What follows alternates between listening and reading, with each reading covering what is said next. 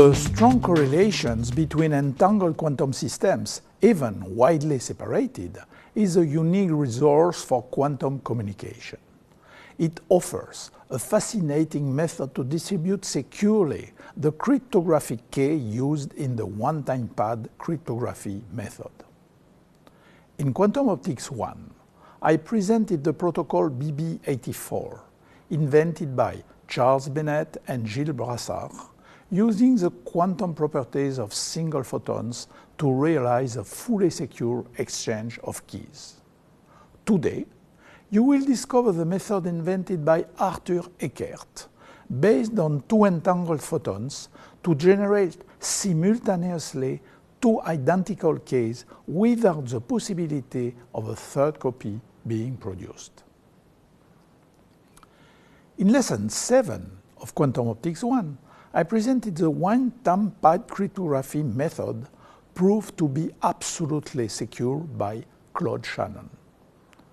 Two partners, Alice and Bob, have two identical random series of numbers, say 0 and 1, used to encode and decipher a secret message, which can then be transmitted on a public channel. In order to guarantee the absolute security, the message must not be longer than the encoding key to prevent use of regularities to uncover the code. It means that after sending messages with a total length equal to the length of the key, Alice and Bob must renew the key. They must receive two new identical series of 0 and 1 without the eavesdropper Eve being able to get his own copy of the key.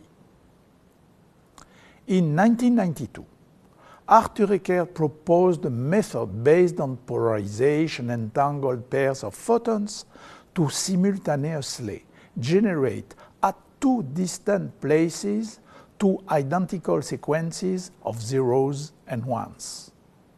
Remember what you learned last week, and you should be able to guess yourself the basic idea.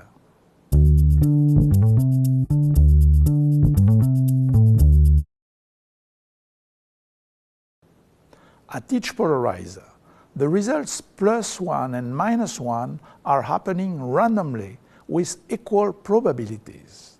But if the polarizers are aligned along the same direction, there is a total correlation between the random results on both sides. They are either both +1 or both -1, and the crossed cases never happen. So, the process itself, in its very fundamental nature, produces two identical random sequences on each side. These can be used as two identical encoding-decoding keys generated at each side. I've replaced the -1 outcome of the polarizer by 0 to respect the usual convention in cryptography. A remarkable feature of the Eckert protocol is that the eavesdropper, Eve, cannot intercept enough information to get his or her own copy of the key. Can you find the fundamental reason?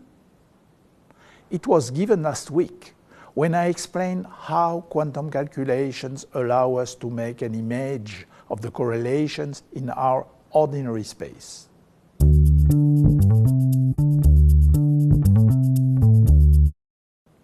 According to the image built from the projection postulate, the value of each bit of the key is decided only at the last moment, when the measurements are performed on the photons.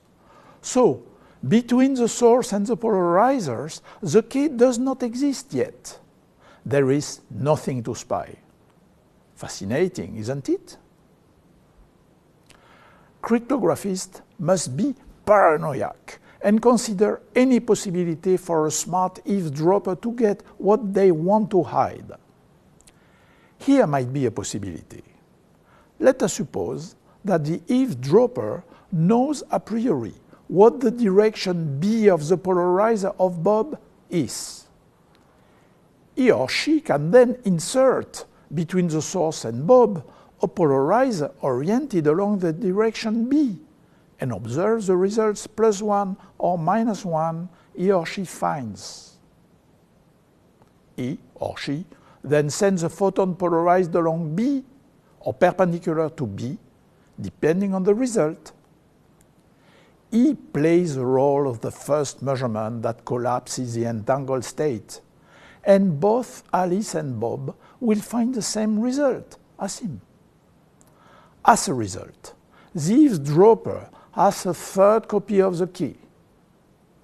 To beat such a smart and well-equipped eavesdropper, it is possible to use a basic quantum property of single photons already used in the BB84 method.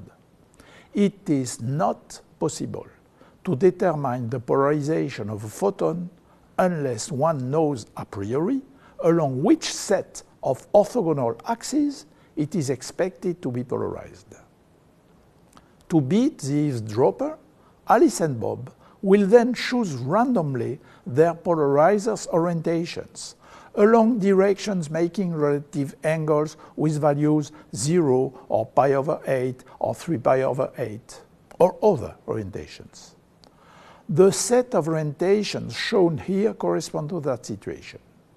Now, when the sequence is finished, Alice and Bob can communicate on a public channel to know the cases when the angles were 0 and when they were pi/3 or 3 pi/3. The first series of data, corresponding to an angle 0 between the polarizers, allow Alice and Bob to obtain the two identical keys.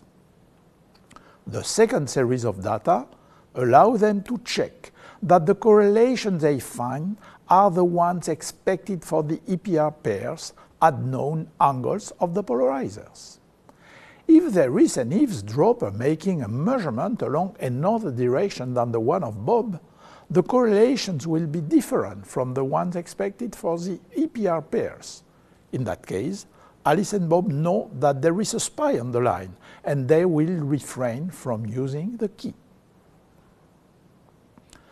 The method above is based on the assumption that the exact correlation predicted by quantum mechanics is the one that should be observed. In fact, the method is more general, independent of any precise modeling of the correlations.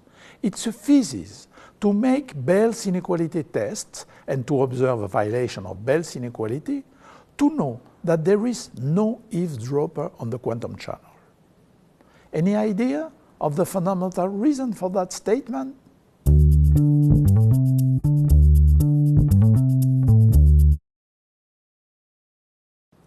I already mentioned the basic reason why generating two identical Ks with EPR entangled photon is sure. It is because the K does not exist until the moment when Alice and Bob perform their measurement. But what happens if an eavesdropper makes a measurement before Alice and Bob? Then he creates a key, but by doing so, he makes the quantum state become a factorized state, where each photon is in a well-defined polarization. Then, the correlation observed by Alice and Bob must obey Bell's inequality. I will not demonstrate it, but I can tell you that in the state resulting from the action of the eavesdropper, the quantum correlations predicted for Alice and Bob assume a form analogous to the one written for any local supplementary parameters model. That is to say, a convex sum of products of terms associated with each polarizer. So, because of the presence of the eavesdropper, Alice and Bob will find a value of S that never violates Bell's inequalities. In contrast, if they find some correlation whose S combination violates Bell's inequality, they can be sure that there is no spy on the quantum channel. This is called an unconditional security test, since it does not rely on any model allowing one to predict in advance which correlations they should find. You may ask then why choose specific angles, pi over 8 or 3 pi over 8. It is not a bad idea to try these angles, but if it does not work, you can try other angles. In principle, it is enough to find one set, A prime, B prime of orientations where a Bell inequality is violated to be sure that no spy has a copy of the K.